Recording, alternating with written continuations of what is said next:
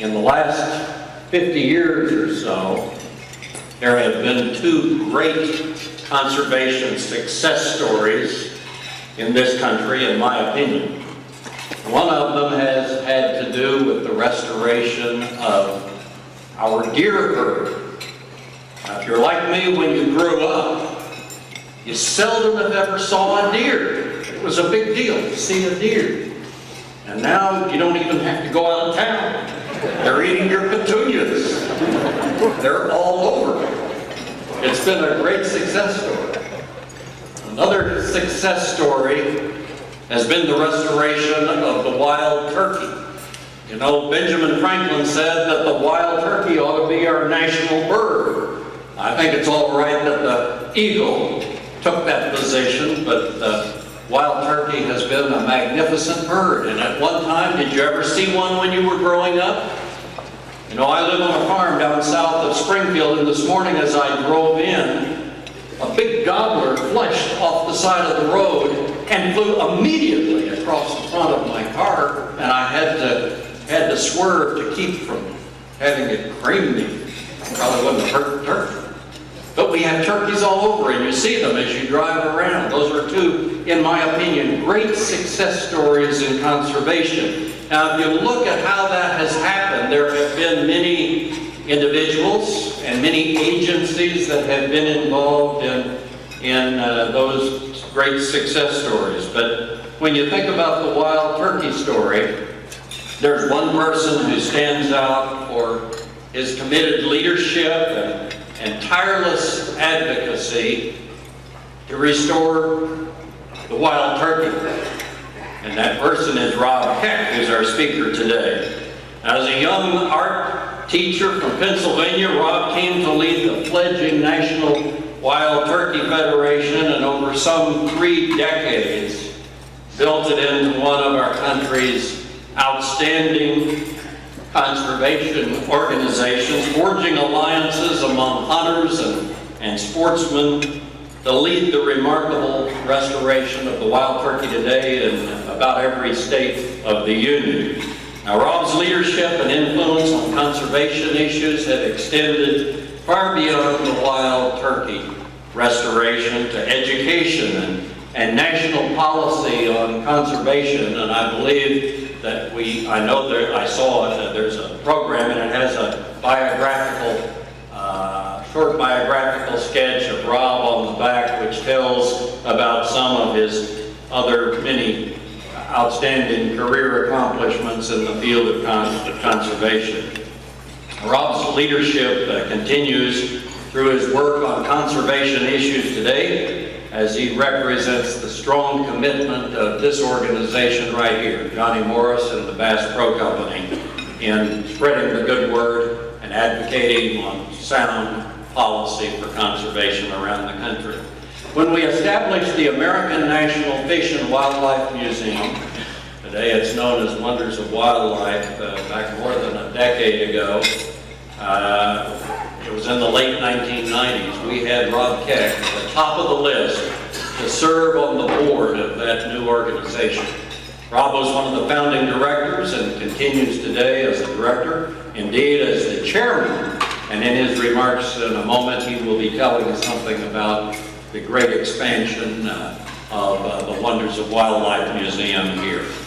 Rob makes his home with his family in Edgefield, South Carolina, but he travels widely throughout the country. We're glad to have him in Springfield today, and it is a real treat as we welcome my friend, an outstanding conservation leader and a great American, Rob Keck. Rob, come up and talk to us.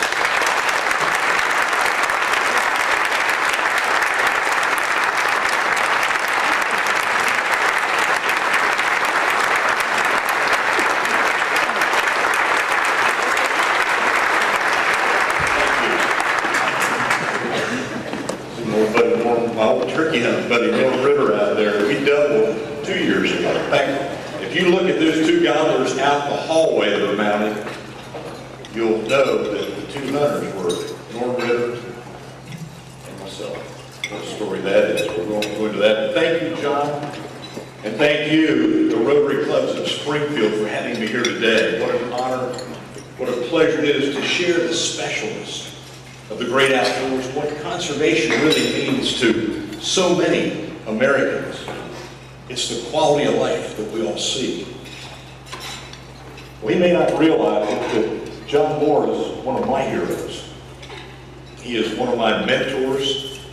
He is a John of a man that has shown me how to give back to his community, to give back to education, to give back to his fellow man. And John, I thank you for your friendship, the leadership that you had with Wonders of Wildlife. You certainly set the stage for something that is great and going to be greater.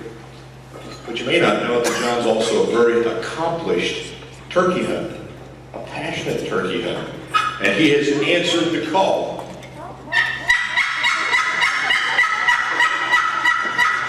Many times.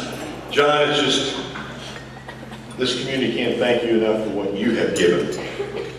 But I want to say that call of the wild turkey, the high ball of the mallard, the double cluck of the Canada goose, the drumming of ruffed grouse, the bugle of the elk, or maybe even the scream of our nation's symbol, the bald eagle, continue to echo throughout the great Show Me State and these great United States forever and a day. As John touched on, those sounds were almost gone from many parts of this great nation. And critters like the wild turkey and the white-tailed deer were absolutely gone except for a small part in southern Missouri. But the good news is that they are back, and they are literally in your own backyards. And what a story. But it also tells a huge story, a huge chapter in our nation's history, especially when you look at the great success stories of elk and bears, pronghorns, wild turkeys, wood ducks, Canada geese, river otters, and our nation's symbol, the bald eagle, brought back from near extinction. Some people may ask, well, how did that happen? Well, it wasn't by accident. It was the wise conservation and management of wildlife professionals. Here in this state, the Missouri Department of Conservation, a leader, the leader in conservation of all the state agencies. But it was also the support of hunters and the hunting industry. People committed to make life better, the quality of life better. I've said many times that hunters have been the unsung heroes of conservation. Whether you hunt or not, whether you fish or not, you can drive down a country road today and see a flock of turkeys, a herd of deer, Canada geese overhead, and you know it just adds something to your day. It adds something to the quality of life that we live. There's an old Native American proverb that says, we do not inherit the earth from our ancestors, but we borrow it from our children. And there's a lot to be understood within that, especially as we look to pass this great land and our natural resources on to our children and their children. And I certainly applaud the tireless efforts of Rotary, because you have made life better as well. You've made the quality of life better for so many people worldwide. What a story of service, a story of achievement. And when you look over some of the programs that Laura just outlined, some that are supported here at home, whether it's Children of the Ozarks or internationally, like the effort to eradicate polio. Wow. Polio, well, that hits close to home because my dad had polio as a child. And so I know what those effects can be. Let me tell you another Rotary story that impacted my life. It was years back when I was a rising high school senior, and I was invited, I was selected out of a class of 350 students, 3 males, to go to Rotary leadership camp. And I thought to myself, why? You know, I guess I didn't consider myself a leader. I mean, I was very active in sports and other activities in school. I didn't have the best grades, but somebody saw something there that I guess somebody just had to awaken me to. Well, today it's called RILA, and you guys and gals are very familiar, of course, with Rotary Youth Leadership Academy. But I think back in 1967, for me to be selected to go there with fellow classmates, it was an opportunity. It was an opportunity that Rotary gave to me to really think about what leadership's about. I had a discussion just a little while ago with some of the past presidents. And you know, unless somebody really tells you that you've got leadership qualities when you're first starting out, you may be just as ignorant as I was. And what a week of inspiration, action, education. It opened my eyes to leadership. And I will be forever thankful to Rotary for giving me that opportunity. It gave me an opportunity to lead. And as John pointed out, to be the CEO of the National Wild Turkey Federation for 27 and 30 years that I was there. But I look back at that being a turning point in my life. And I know that it's a turning point in many lives of the people that you're touching through Riley. Well, to paraphrase Henry David Thoreau, he said that some men hunt game all their lives without knowing that it's not the game they're after. It's the experience. It's the experience that so many of us that love the outdoors want to have and to share. Those closest to the outdoors are often the most ardent conservationists. Hunters are America's conservation leaders, and they're committed to helping ensure their natural resources are available now and for the future generations to enjoy. Our nation's hunters and anglers have funded the way for the return of so many great wildlife species, many that we just take for granted, and monumental achievements that have been done, that have been funded by hunters and fishermen through their purchase of license, stamps, permits, user fees, and the industry payments of the excise tax, billions of dollars generated from the sale of firearms and ammunition and related equipment. And of course, for many, just outright, out-of-pocket donations to conservation groups like NWTF, the Rocky Mountain Elk Foundation, Duck So Limited, you name it. Hunters contribute over $1 billion annually to state wildlife programs. Outdoorsmen spend almost $100 billion a year to pursue their sport. Our greatest conservation president, Theodore Roosevelt, once said, "It is not what we have that will make us a great nation, but rather it is in the way in which we use it." It's amazing to me that in today's urbanized, electronically connected society, just how out of touch so many Americans really are with the land, how out of touch they are with reality. I keep looking down here at Norm and thinking what he did to bring the Wolf School to Springfield and how he has connected the lives of so many young people to the land, where you can teach every subject on the curriculum through some outdoor experience. Well, to illustrate that point of how out of touch some people are, let me read to you a little piece that was in the San Francisco Examiner that read, and I quote, "To all you hunters who kill animals for food, shame on you. You ought to go to the store and buy meat that was made there, where no animals were harmed." Well, you gotta be kidding me. But that alludes to the story that the Wonders of Wildlife is going to share and to tell, and what the Wolf School is doing right here in Springfield. Well, that conservation story needs to be told, and told for future generations, because our kids are our future. We want to tell it like never before. Stepping back just a bit in time, some people wondered, John touched on it a minute ago, it was in the fall of '79 that I met a great outdoorsman and his dad in Orlando, Florida, the Florida Deseret Wild Turkey Hunt. The city of Orlando held this right after Disney was launched, and they wanted to bring business to Central Florida. They brought business leaders in from all over. Johnny Morris was one of those.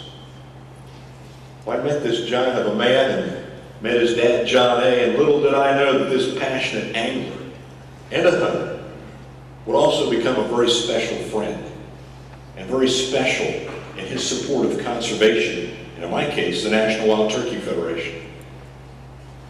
Well, Johnny apologizes for not being here today. Believe me, he wanted to be, and he asked me to share with you his regrets on not being here.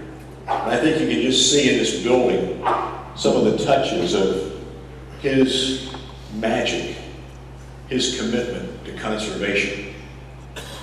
Well, it was back in the spring of '92 that we were casting some rubber worms up in the strip pits of Calhoun when he shared with me his vision for honoring hunters and anglers on what they brought to conservation.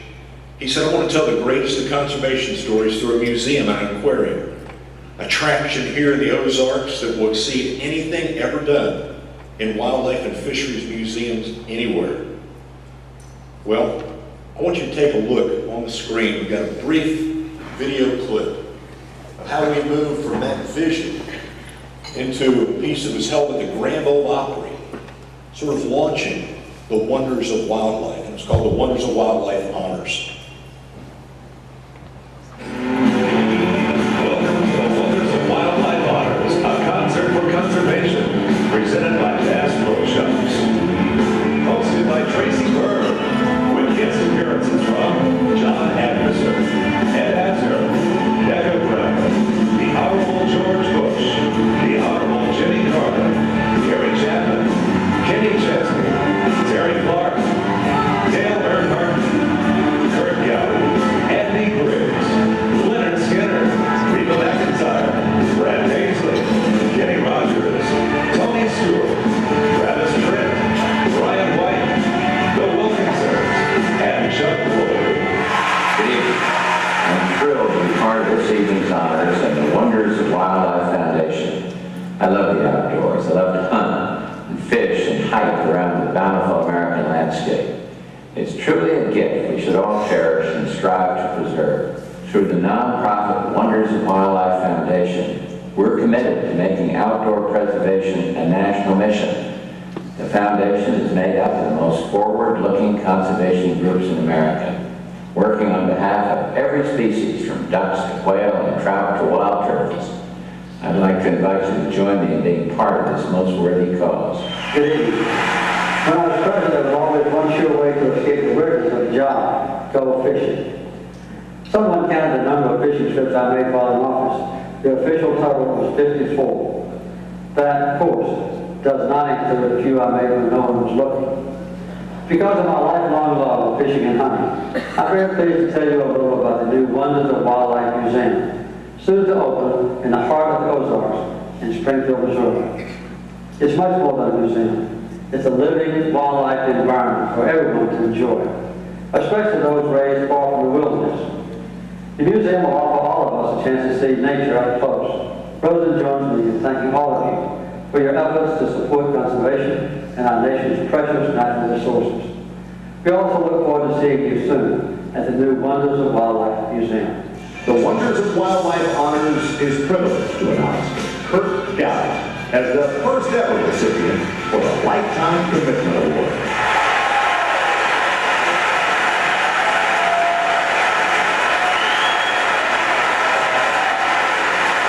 You're a great inspiration to us all. The way you've introduced us to the outdoors and the way you've conducted your life, other than maybe inspiring us to play hooky, to go hunt and fish sometimes, you've led your life in a way that is a tremendous inspiration to all young people. I'm very proud to present you this honor.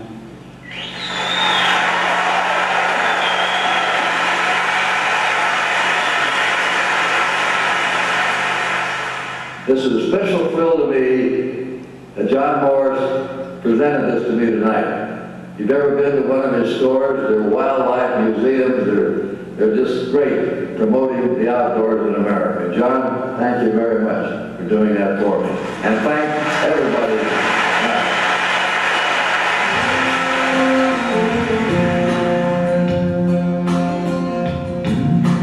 All the old song on dewdrop falling,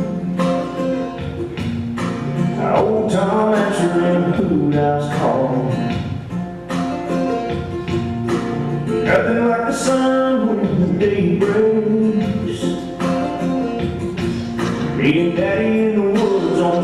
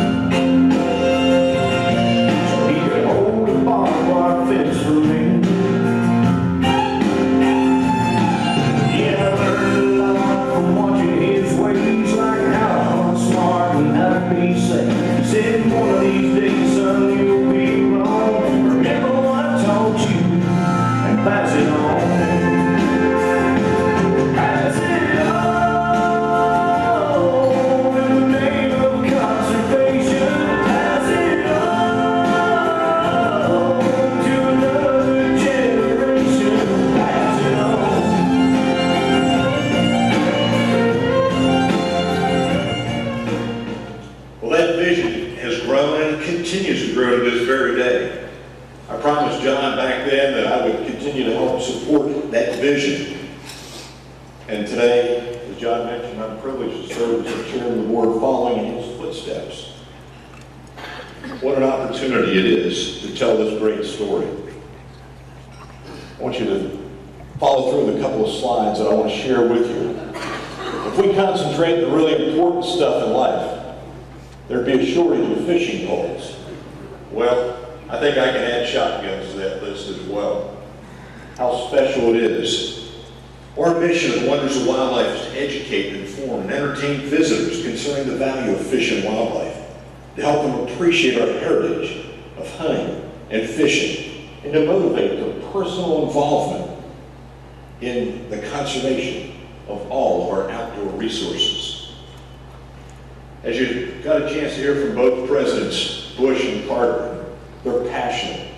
Johnny has fished with both of them, from Alaska to Canada, even into Europe. You can hear their commitment to wanting to put back, which is what we're all about. Our board of directors, they come from all parts of the conservation community, conservation leaders like Max Peterson, who was former head and chief of the U.S. Forest Service, head of the International Association of Fish and Wildlife Agencies. Mike Nussman, who's head of the association, or rather the Sport Fishing Association, National Shooting Sports Foundation. Tony Shonin from Boone and Crockett. But then we've got others from right here in Missouri. You look at Bob Zemer, head of the Missouri Department of Conservation, or Roseanne Benton. Roseanne, stand up. Roseanne's on our board of directors. We're so happy to have her. People like Andy and the heads of Ducks Unlimited and so many. With time, I can't go into them all, but we've assembled a group of leaders, locally and nationally, in scope. Also, we just recently hired one of the most talented individuals that will help us bring the fishes in from around the world to fill our Wonders of Wildlife aquariums with salt and freshwater fishes. Alan Marshall, you'll get to know him better when he moves to Springfield here in another month. He is from Australia. He built the Australia Aquarium, the one in Lisbon, most recently the one in Tampa. Mickey Black, he's the store manager of Bass Pro Shops, but Mickey is also our director of operations. Peggy Smith is also listed on the slide. Peggy's our chief financial officer and has led us through some really, really growing times. As we look to the grand openings of various parts of the museum, one of them, the Archery Hall of Fame, there's people like Fred Baird, people that were strong in the history of hunting and shooting that will be featured within places like the Archery Hall of Fame. Things like Geronimo's bow, some of the most unique compound longbows, arrows, and moving on to the NRA's National Sporting Arms Museum. Both of these will open midsummer this year and feature guns from the time that our country began, President's gun, guns that were with Lewis and Clark, that will tell the story and history of this country. Some of the dioramas that will go along with them telling that story will be more than just firearms, but it's of history. This is all in conjunction with the National Rifle Association. With over 5 million members, they will be helping us to promote tourism here in Springfield in a very, very big way through all their publications, their television shows, through their electronic media. Be over $20 million worth of firearms on loan here, displayed, telling that history from the National Rifle Association. The Fishing Heritage Hall, to tell the story, the history, the artifacts of our great fishing sports, with dioramas that will rival any of the finest dioramas of our game fishers from around the world.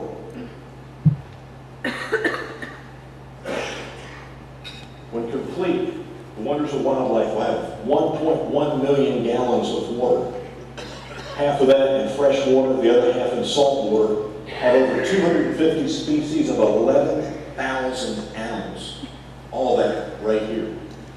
You can these are just different aspects, and just in the spirit of trying to get through this with the time I have available, you can see just some of the imagery that will be there, from the shipwreck section to the out-to-sea galleries, the challenge towers, where there's going to be lots of interactive activities for young people and those that like to think young. Many, many, many exhibits where you'll be able to see things that are not native here to Springfield or to Missouri, whether it's the Gator Pond to Wonders of the Deep Aquarium, the shark collection, the theaters that tell the story. There's a view of the entire complex, the ray tanks. From an Ozark stream, through the rivers, to our Great Lakes, to the ocean, telling that great story. Interactive things like pop-ups where children can get up inside and view these fishes and some of the wonders of the deep from a unique perspective. Lots of interactive exhibits, as you can see, from the Amazon jungle, the Amazon trail. In fact, there's going to be about 1.7 miles of trail to go through in this museum. To give you some idea, that includes the Archer Hall of Fame and the NRA Sporting Arms Museum. There'll be something for everybody, something for everyone in the family. When you look at just some of these creatures that are coming from jellyfish to the coral reefs, to the shell exhibits, to those wonders of the deep, the Ozark Caves, and the experience of what you will see, the critters that will be within. And what a learning opportunities will be for the students of the Wolf School and for the Wow Schools. Manatee rehabilitation, where we'll be bringing manatees up from Florida. 2,000-pound critters. You should see the lifts that we have to lift them into the water. And they will be here from 8 to 15 months to be rehabilitated and sent back to Florida to the wild.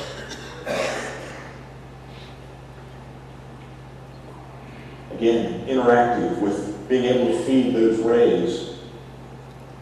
The ability to get inside and see the inside of a beaver den where there'll be live beavers.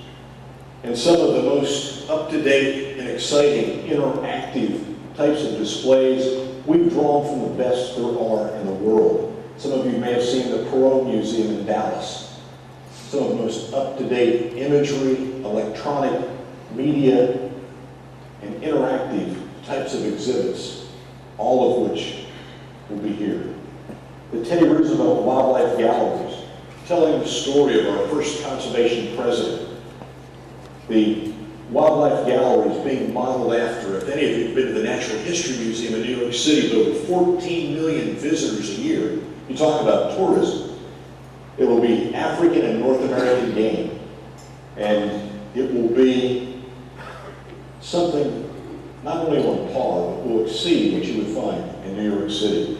Things like the King of Bucks, with the largest collection of record whitetails found anywhere, or the Arthur Dubes collection of world record sheep. There'll be 32 sheep, goats, ibex found on Sheep Mountain, the world record Grand Slam of sheep, all of it being donated by Mr. Arthur Dubes from out in Bend, Oregon. I look at the Wonders of Wildlife Education and Exhibit Center. You're in it right now, the White River Conference Room. But when I think about what Norm Ritter brought here to Springfield on this idea of the Wonders of the Ozarks learning facility and the impact that it has had on our children, it's happening right next door. It is truly amazing, and Norm and I continue to salute you. I just hope that we continue to replicate that all across our land. What a story. What an opportunity. WOW will represent the most diverse collection of fish and wildlife exhibits in the world. Just think about that. The most diverse collection anywhere in the world. Well, Johnny and the WOW board and design team traveled to the most outstanding aquariums and museums in the United States for ideas, inspiration, technology, state-of-the-art interactive educational displays, presentations, all to incorporate into the wonders of wildlife. Not only do we make visits to places like the Wild Center in Lake Placid, New York, but the Chattanooga Aquarium, Atlanta World Aquarium, Baltimore, Tulsa, just to name a few. But we also met with city leaders to understand the impacts that this would have here on Springfield. It's taken a significant amount of time to cultivate those relationships. And some people ask, what's taking you so long? Well, let me tell you, it's not like building an apartment complex. When you look at the life support systems for all these fishes and other animals, well, we've taken the best that we could find. And I want to mention that the WOW construction also has been a boost to the city's economy during very challenging economic times. It's been a huge job creator. Over 70 subcontractors and vendors, with the majority of those being local, and at a time when construction was really almost non-existent. It is a project of conservation education that is the largest of its kind in the United States. And it's important to note that the magnitude of this project is a level above anything being done in this country. It's being privately funded, primarily from Bass Pro Shops and John Morris, but also some of John's close friends. It is a commitment that John Morris and the WOW Board of Directors have made to get this project done right and for it to be long-lasting. We look forward to welcoming you to the grand opening of the Wonders of Wildlife, which is projected in the fall of 2014. But additionally, the grand openings of the NRA Sporting Arms Museum, the Archery Hall of Fame, in the middle of this summer. There'll also be some soft openings where we'll have parks completed that we will invite the public to view long before next fall. I just want to thank you for what you are doing, to make an impact and making this country better, touching the lives of so many people, just like Rotary touched mine back when I was a rising senior in high school. You've been the pillar of caring and freedom. I just want to thank you for having me here today. It's been an honor and a privilege. And may God bless you, God bless Rotary, and God bless these United States of America. Thank you very, very much.